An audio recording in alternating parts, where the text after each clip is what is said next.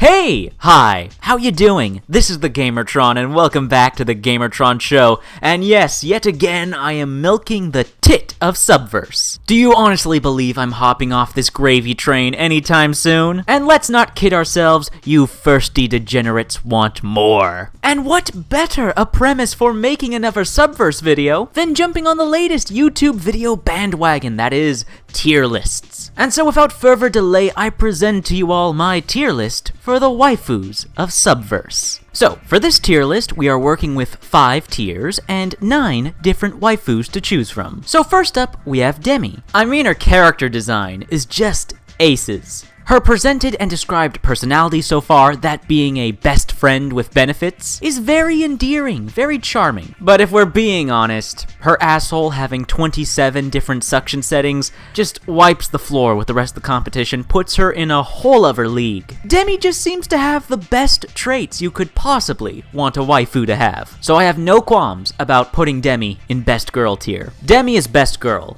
easily. Next up, we have Lily.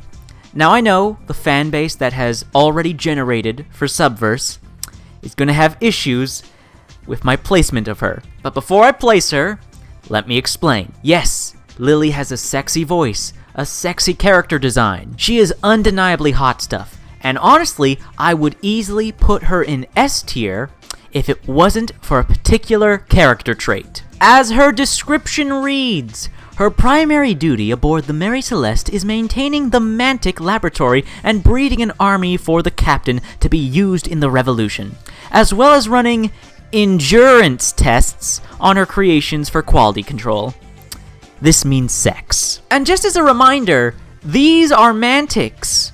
You see these things. Lily frequently and deliberately goes out of her way to do the dirty deed with them. To top that off, she makes them. She is in a certain sense their mother. So, this debauchery doubles down as both incest and bestiality.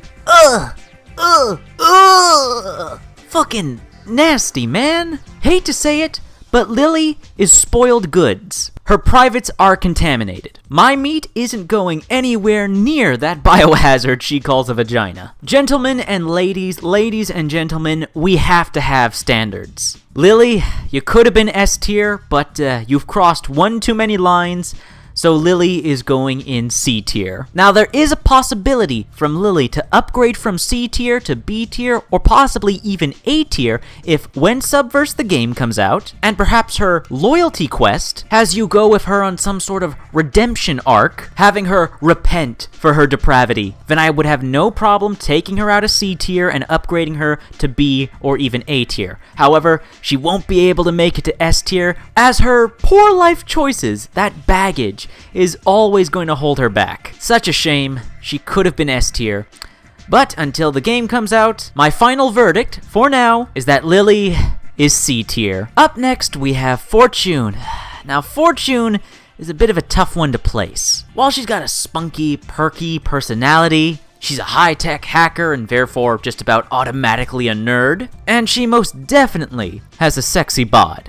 But if I'm being honest, and I know this is a complete asshole thing to say, she's just not as interesting as the other waifus. Now, she certainly is waifu material, but just compared to all the other choices, even to Lily, who I put in C tier, she's just not that interesting. She hasn't got much special about her. So, as it currently stands, I think I'm gonna put Fortune in B tier. Yeah, Fortune in B tier seems alright. Of course, keep in mind, when the game does come out, she does have an opportunity to be upgraded a tier or 2. But as she currently is, as it currently stands, Fortune will be B tier. Next is Colizion. Ooh, now this is a toughie. Alright, so she's a pirate queen, has an eye patch, horns, a tail, red skin, is as likely to kill you as she is to fuck you, is a highly skilled combatant, and the bartender on your ship. She's got a lot going for her, especially if you like to live dangerously. Oh man, where to put her? I'm debating on A tier or S tier. A tier or S tier. She's a good fit for either one. Oh, I think in the end, I'll settle for A tier. I think Colizion just doesn't make it to S tier just because of the possibility of her killing you if you piss her off. Sure, to some degree, that's sexy, being the powerful, strong woman that she is. But for me personally, Colizion being the bloodthirsty bitch that she is gonna keep her away from the S tier, but with all of her qualities assessed, she truly is great waifu material, so I think she's a solid A tier. I'm putting Colizion in A tier. I think that's fair. Yeah, I'm happy with that. Colizion in A tier. Up next, we have Fo-chan. Fo-chan is automatic S tier, simply because I want to live. Seeing as how she's an all-powerful succubus demon god that can bend reality, I think just for safety's sake, we give her the S tier and let it be. To be fair, however, she is a very, very fine specimen. Looks that can quite literally kill. So yeah, Fo-chan in S tier is the correct answer. Please do not kill me, dearest Fo-chan. I hope you are happy with S tier. Up next, we have Taryn, and she's B tier. Easy B tier. Look, guys and girls, she's too easy. She is quite literally a slut, a thought. She is obsessed with sex. That's all she wants, that's all she thinks about. Her sole goal in life is masturbating and getting fucked. Now, if you have low standards and you're not willing to work for the reward, then I can understand why Taryn might be your choice for top waifu. But for me personally, she's too shallow, too easy, and with her being a cat girl, she's total weeaboo bait. However, while Taryn does love sex, she's not a mutant monster fucker like Lily. So, to be fair, Taryn will go in B tier. And if I'm being honest, also, Taryn is cute and hot enough to make it to B tier. So I'm putting Taryn in B tier. Up next, we have Ella. Ella actually has a lot going for her. She's an expert sniper, a chief diplomatic envoy, a popular porn star, and seen as a pariah to her people for opposing tyrannical laws. To top it all off, her character design is just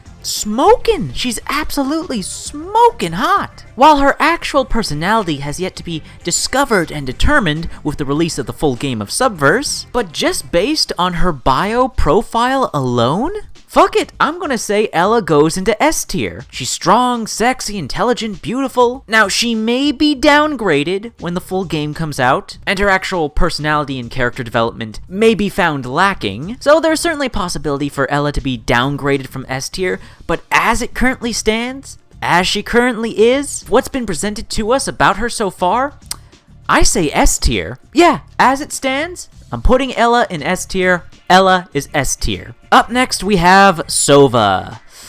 Sova. What to do with you? You're cute, I can't deny that. You're a combat and weapons expert. Many will find that attractive by itself. But she's also an alcoholic, and that's a major turnoff for me. I think this is just an unfortunate case of we just don't know enough about her. So, until we get a taste of her in the full game, I think I'm gonna put Sova in B tier just to be safe. It is completely possible that once we see her in action, she will easily be upgraded to A tier or even S tier. But until then, with how little there is to go on her, I'm gonna say B tier. And finally, we have the Huntress. Oof. Aw man, this is really tough. I have no idea where to put the Huntress. She's not C tier, that much is certain. She's not C tier.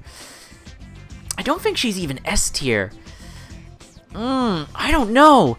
One hand, she's a badass bounty hunter. She's a squid girl that's both gross and very interesting. I mean, she's got hair that's also tentacles. A lot of, possibilities there if you catch my drift. Ugh.